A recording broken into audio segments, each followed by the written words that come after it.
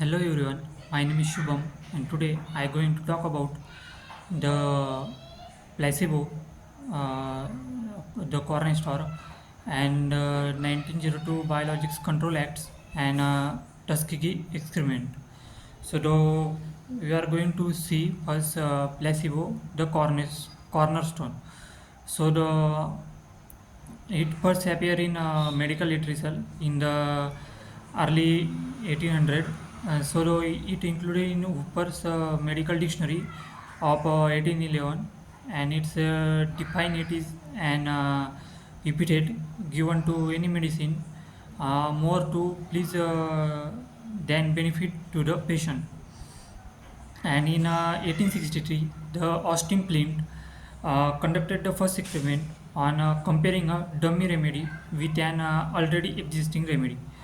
So the Dr. Flint treated 13 patients suffering from rheumatism with herbal extract and highly diluted tincture of cassia given to them. He conducted that there were no significant differences in the result when he compared the placebo with the active treatment. So now the treatise on the principle and practice of medicine, published in 1886. The next one is the Biological Control Acts. Biologics Control Acts 1902. It also known as the Virus Toxins Law and was the first law that implemented federal regulation of biological products such as vaccines in the United States. It was enacted in response to two incidents involving the deaths of 22 children who had contracted tinnitus from contaminated vaccines. This law paved the way for further regulation of drug products under the Pure Food and Drug Act 1906 and the Federal Food and Drug Cosmetic Act 1938. The biologics control is now under the supervision of the U.S. Food and the Drug Administration (FDA). When the large-scale production of vaccines and antitoxin serum begins in the late 19th century, the United States had no government regulations on biological products. In 1901, a 5-year-old girl died of tinnitus in St. Louis, Missouri. After being given a diphtheria antitoxin, in investigations found that the St. Louis Board of Health produced the contaminated antitoxins using the blood of a horse infected with tinnitus. While the infected horse was killed, the Board of Health continued to use the serum to treat diphtheria. It was later discovered that 12 other children had died from the same contaminated antitoxins serum in St. Louis. That same year, the 9 children in Camden, New Jersey, died from contaminated smallpox vaccine, and this incident led to the Hygienic Laboratory and the Medical Society of the District of Columbia to propose a law regulating the production of biological products. On July 1, 1902, Congress passed the Biologics Control Act.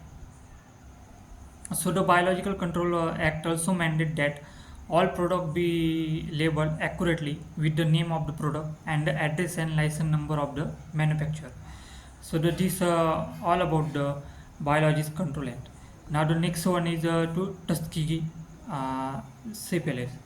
The Tuskegee study of untreated syphilis in the uh, experiment was a study conducted between 1932 and 1972 by the United States Public Health Service. And the Centers of the Disease Control and Prevention on a group of nearly 400 African Americans, men with syphilis. The purpose of the study was to observe the effect of the disease when untreated.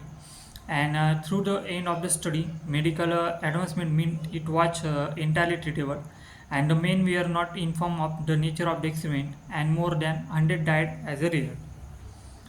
The Public Health Service started the study in 1932, collaboration with Tuskegee University, an institute, the historical Black College in Alabama.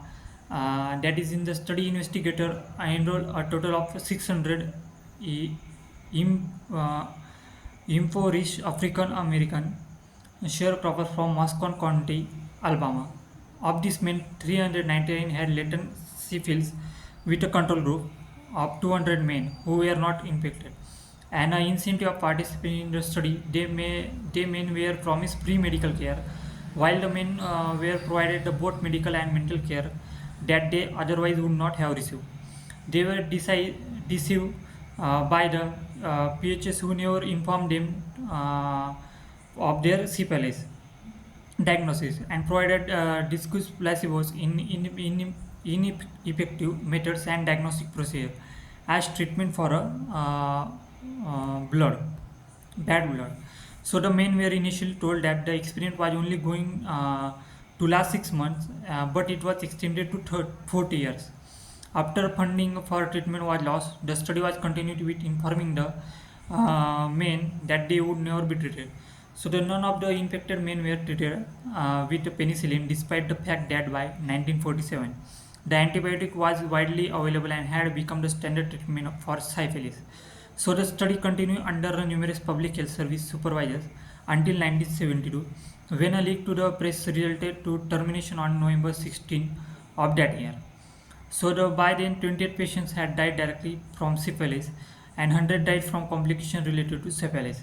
So the 40 of the patient wives were infected with syphilis and 19 children were born with congenital syphilis. The 40-year Tuskegee study was a major violation and ethical standards and had been cited as arguably the most infamous biomedical research study in US history.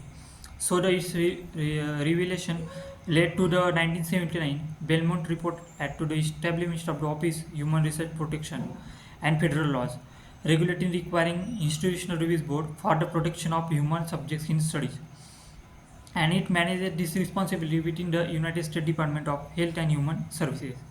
And its revelation has also been an important cause of distrust in medical science and the US government amongst African Americans. So it's all about the Tuskegee experiment. Thank you.